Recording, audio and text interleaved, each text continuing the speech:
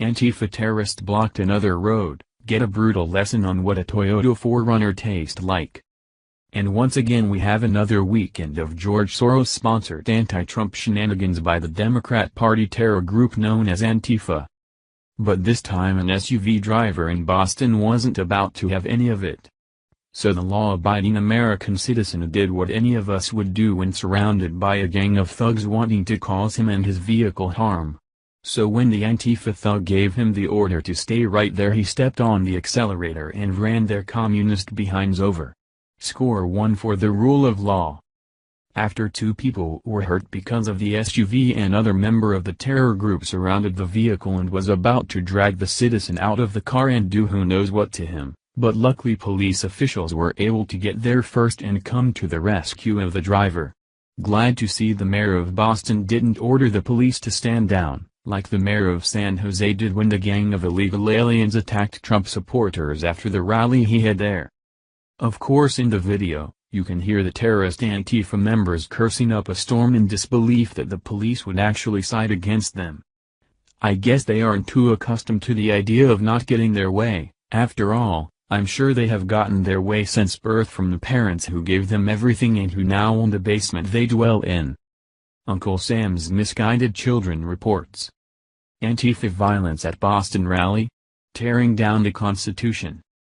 With mainstream media endorsing the actions of Antifa at Charlottesville, it's no wonder that now Antifa violence is going to become normal in order to combat hate. The concerted efforts of left-wing groups to foment violence in the name of peace and tolerance has become flat-out insane. Our Constitution is being torn down by anarchists. A free speech rally in Boston on August 19 is set to become yet another mess.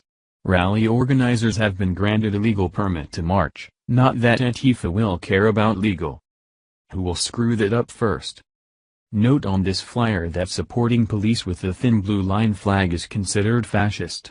Any InfoWars reporters will be considered fascist and open to attack. So much for the U.S. Constitution and any free speech. The First Amendment is now equated with Nazis and racists. No such thing as utopia.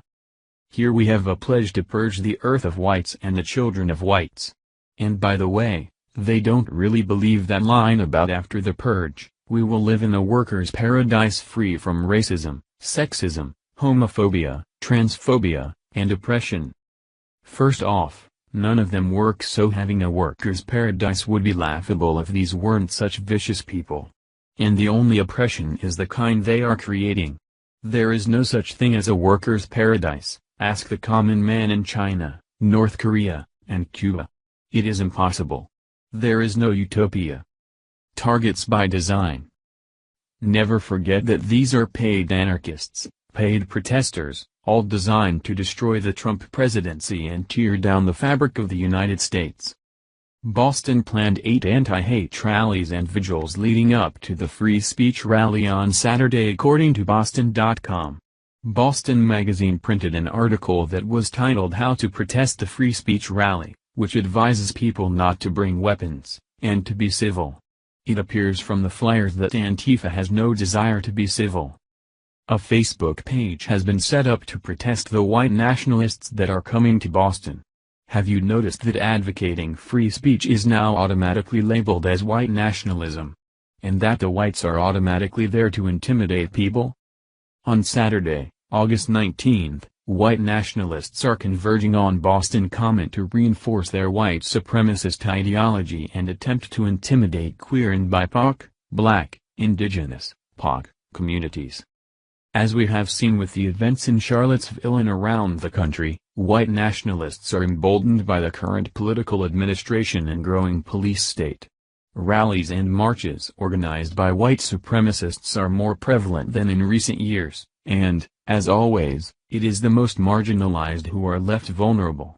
Counter-protest Facebook page. Remember this from Saul Alinsky, one of Hillary's mentors.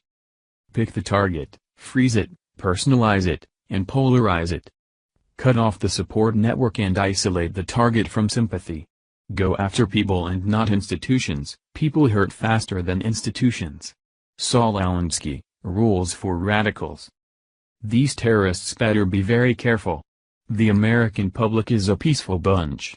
They don't put up with lawlessness like this for long, and they are already growing very weary of constantly seeing scenes like this every time they watch the evening news.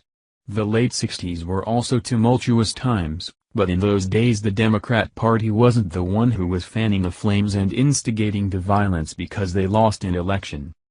Thank you for watching this video. What do you think about this?